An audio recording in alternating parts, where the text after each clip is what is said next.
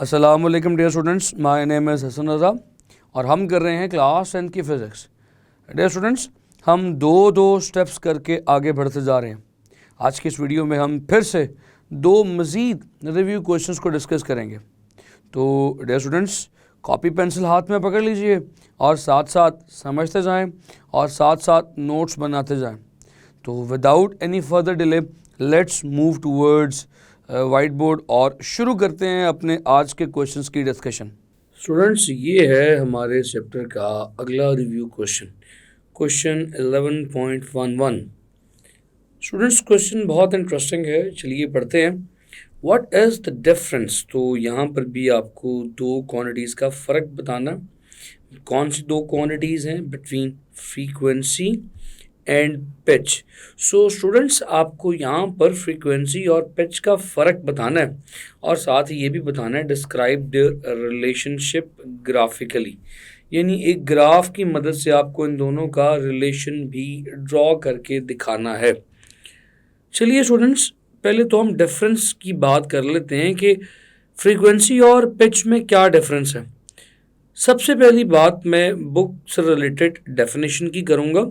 जहाँ पर भी दो क्वांटिटीज़ के डिफरेंस का जिक्र आए, मैं आपको पहले सिखा चुका हूँ कि सबसे पहली चीज़ जो आपने सोचनी है और लिखनी है एग्ज़ाम में, वो उनकी डेफिनेशन होनी चाहिए। सबसे पहले आप डेफिनेशंस लिखेंगे।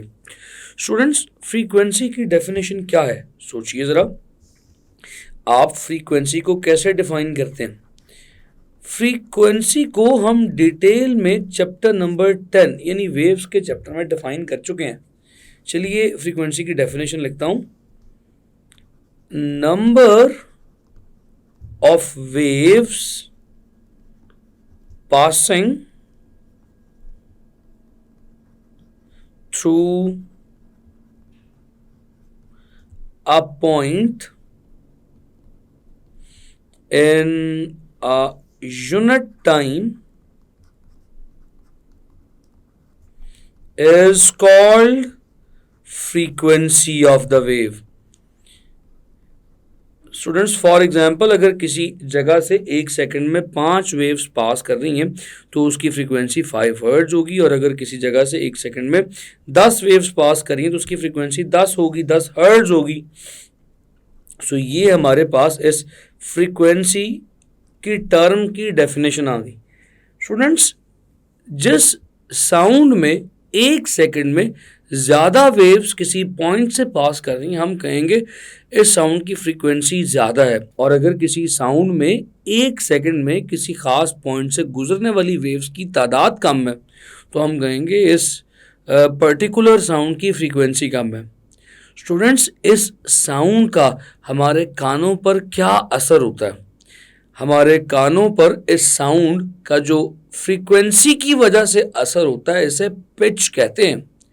यानी याद रखिएगा, the sensation of frequency on ear is called as pitch.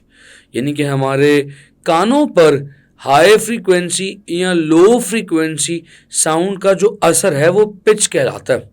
हम पिच को डिफाइन भी यूं ही करते हैं। हमारी बुक में इसकी डेफिनेशन क्या है? The pitch is that characteristic of sound by which we can distinguish between shrill and grave sound.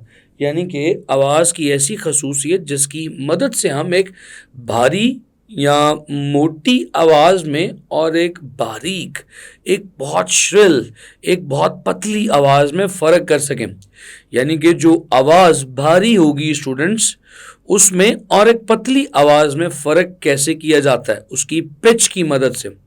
जो भारी आवाज़ होती है उसकी पिच कम होती है, यानी उसका असर फ्रीक्वेंसी की सूरत में जो हमारे कानों पर है वो कम है। उसकी फ्रीक्वेंसी कम, उसकी पिच भी कम।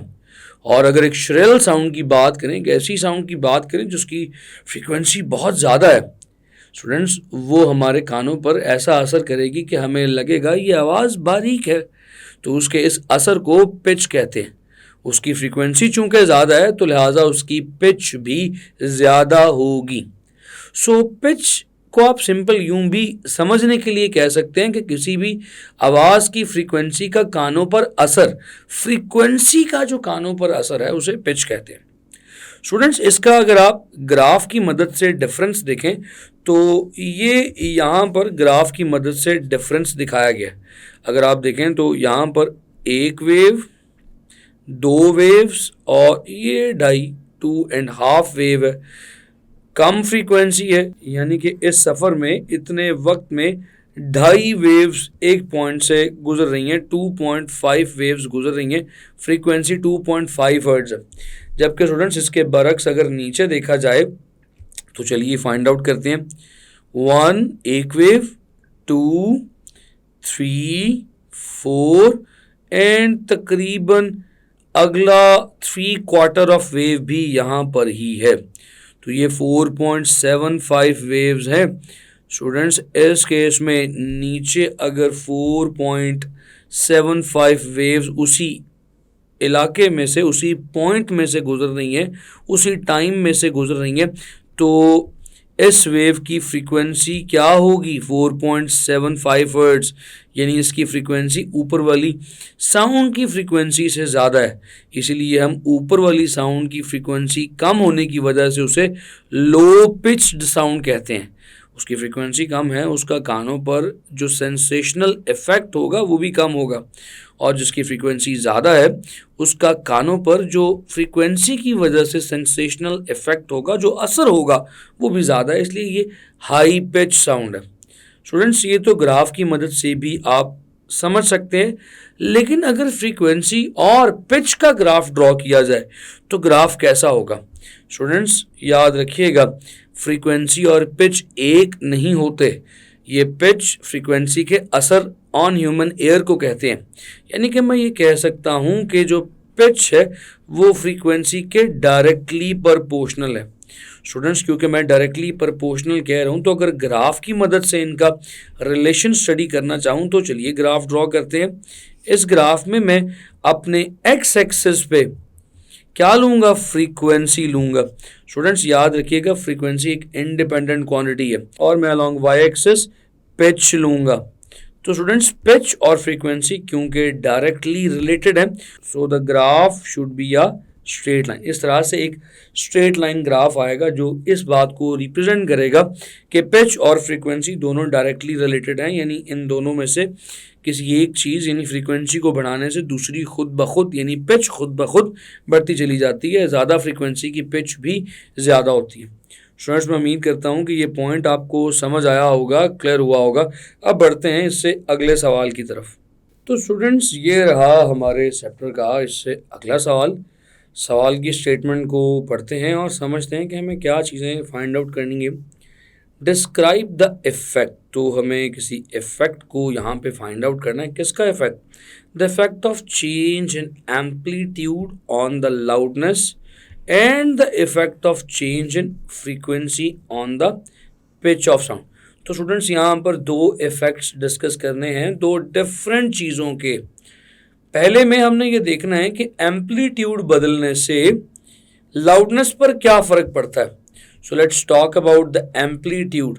एम्पलीट्यूड का लाउडनेस पर क्या फ़र्क है ये देखेंगे, और फिर स्टूडेंट्स इसके बाद हम देखेंगे कि फ्रीक्वेंसी का पिच पर क्या फ़र्क है। किसी साउंड की पिच कैसे चेंज हो जाती है फ्रीक्वेंसी के चेंज होने से। अलबत्ता ये दूसरी चीज़ हम अभी अपने पिछले सवाल में भी डिस्कस करके आए हैं, तो थोड़ा सा इधर फिर से इसको डिस्कस कर देंगे क्योंकि क्वेश्चन की रिक्वायरमेंट है यहाँ पे इसे डिस्कस करना। तो स्टूडेंट्स इस क्वेश्चन के पहले पार्ट से शुरू करते हैं। Change in amplitude on the loudness. Students आपको अच्छी तरह से यकीनन याद होगा, हमने लाउडनेस ऑफ साउंड का टॉपिक डिटेल में पढ़ा था। हमने कहा था कि लाउडनेस बेसिकली 3 मेजर फैक्टर्स पर डिपेंड करती है। पहले मैं फटाफट से उन फैक्टर्स की डिटेल आपके सामने लिख देता हूँ। स्टूडेंट्स कौन कौन से फैक्टर्स थे? The first factor was the amplitude of the vibrating body. So amplitude एक फैक्टर था। स्टूडेंट्स बाकी भी फटाफट से लिख देते हैं ताकि हमें इसी बहाने याद भी हो जाए। दूसरा फैक्टर क्या था स्टूडेंट्स एम्पलीट्यूड के बाद? याद कीजिए, एरिया ऑफ वाइब्रेटिंग बॉडी। और तीसरा फैक्टर क्या था? So the students third factor was the distance of the observer from vibrating body. तो हम लिख सकते हैं the third factor was distance. So these are the three factors which will affect the loudness of sound. तो amplitude का क्या relation था, जरा रिकॉल कीजिए अपने माइंड में। अगर किसी वाइब्रेटिंग ऑब्जेक्ट का एम्पलीट्यूड ज्यादा हो तो क्या होगा। मैंने इसकी एग्जांपल इस तरह से दी थी। अगर आपके पास एक गिटार है तो स्टूडेंट्स आप उस गिटार की वायर को सेंटर से प्लग करें और बिल्कुल माइनर सा हल्का सा प्लग करें कि जो गिटार वाइब्रेट करे तो थोड़े से एम्पलीट्यूड में वाइब्रेट करे। तो स्टूडेंट्स इस केस में जो लाउडनेस ऑफ साउंड प्रोड्यूस होगी वो फेंट होगी या फीबल साउंड प्रोड्यूस होगी, मध्यम आवाज प्रोड्यूस होगी। जबकि स्टूडेंट्स इसके बरक्स अगर आप उसी गिटार की उसी तार को ज़रा ज़ोर से प्लग करें, ज़ोर से प्लग करने से मुराद ये है कि अगर आप उसे इस तरह से खींचें कि अब उसी तार का एम्पलीट्यूड बढ़ जाए तो स्टूडेंट्स इस वाइब्रेटिंग वायर की लाउडनेस भी ज़्यादा हो जाएगी। हम कहेंगे अब ये एक लाउड साउंड प्रोड्यूस कर रही है। तो स्टूडेंट्स बहुत सिंपल सी बात है, लाउडनेस बढ़ती है एम्पलीट्यूड के बढ़ने से। और आपको याद होगा ड्यूरिंग लेक्चर मैंने इसके लिए एक छोटा सा फॉर्मूला या रिलेशन भी आप लोगों को बताया था। क्या रिलेशन बताया था स्टूडेंट्स, रिकॉल करें। सो relation for the loudness and amplitude is that loudness is directly proportional to the square of amplitude। Amplitude के स्क्वायर के डायरेक्टली प्रोपोर्शनल होती है किसी भी साउंड की लाउडनेस। यानी कि अगर आप एक खास एम्पलीट्यूड वाली लाउडनेस को ऑब्जर्व कर रहे हो और अचानक आप उस एम्पलीट्यूड को डबल कर दें, एम्पलीट्यूड को डबल करने से स्टूडेंट्स लाउडनेस पर क्या फर्क पड़ेगा, लाउडनेस 4 टाइम्स हो जाएगी। So loudness is directly proportional to the square of amplitude. बहुत इंपॉर्टेंट बात है क्योंकि हमें कहा जा रहा है कि डिस्क्राइब करें, रिलेशन बताएं, तो हमने इस रिलेशन को भी आपके सामने डिस्कस कर दिया। तो स्टूडेंट्स ये तो रिलेशन है लाउडनेस और एम्पलीट्यूड का। अभी बात ख़त्म नहीं हुई, अभी फ्रीक्वेंसी और पिच के रिलेशन को डिस्कस करना है। तो चलिए ज़रा अगले पेज पर चलते हैं। So students we are on a new page now. So relation क्या डिस्कस करने लगे हैं हम, relation of pitch and frequency. Students चंद लम्हे पहले ही मैं इसी पिच और फ्रीक्वेंसी के पॉइंट को डिस्कस कर रहा था आपके साथ पिछले ही सवाल में। तो मैंने ये भी पिछले ही सवाल में ये बात आपसे क्लियर की है कि फ्रीक्वेंसी से मुराद है कि एक ख़ास पॉइंट में से 1 सेकंड में कितनी वेव्स पास करनी है, जबकि पिच कहते हैं इस फ्रीक्वेंसी के कानों पर होने वाले असर को। ज़ाहिर है कि अगर किसी साउंड की फ्रीक्वेंसी ज़्यादा होगी तो उसका असर भी ज़्यादा शदीद होगा कानों पर, यानी उसकी पिच हाई होगी। और अगर किसी साउंड की फ्रीक्वेंसी कम है, अगर किसी साउंड की फ्रीक्वेंसी पहले से लेस है, डिक्रीज है, तो उसका असर भी हमारे कानों पर यकीनी बात है कम होगा, वो लो पिच्ड साउंड कहलाएगी। हमने अभी पिछले ही सवाल में इससे रिलेटेड एक ग्राफ भी पढ़ा था। हमने कहा था स्टूडेंट्स अगर हमारे पास एक साउंड हो जिसकी फ्रीक्वेंसी हायर है, चलिए ड्रॉ करके देखते हैं। ये बारीक सी वेव है, एक इतने हिस्से में स्टूडेंट्स इसकी कितनी वेव्स आ रही हैं, लेट्स फाइंड आउट। यहाँ तक एक वेव, यहाँ तक दूसरी और यहाँ तक तीसरी वेव। सो स्टूडेंट्स इसकी फ्रीक्वेंसी 3 हर्ट्ज है।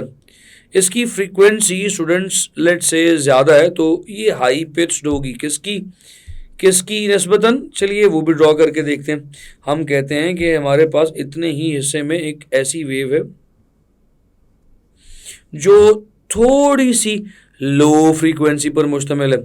यहाँ पर इसकी फ्रीक्वेंसी जस्ट 1 हर्ट्ज। सो 1 हर्ट्ज इस लोअर वेव की फ्रीक्वेंसी है, तकरीबन 3 हर्ट्ज इस अपर वेव की फ्रीक्वेंसी है। क्योंकि स्टूडेंट्स ये ऊपर वाली वेव की फ्रीक्वेंसी ज़्यादा है तो हम क्या कहेंगे, हम ये कहेंगे this is high pitched sound.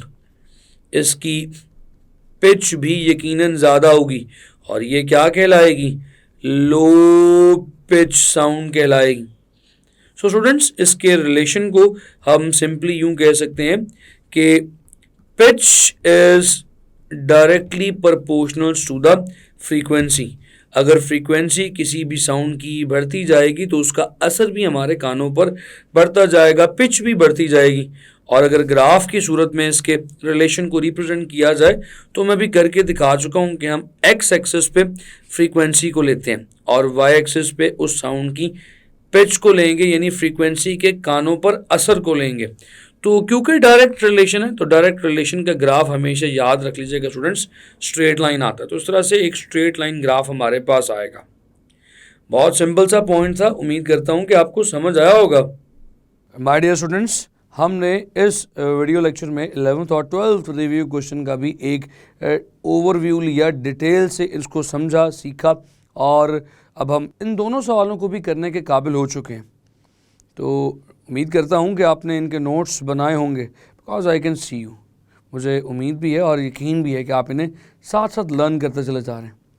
Dear students, see you in the next lecture with the further discussion of the review questions. मिलता हूँ अगले लेक्चर में। खुदा हाफिज़।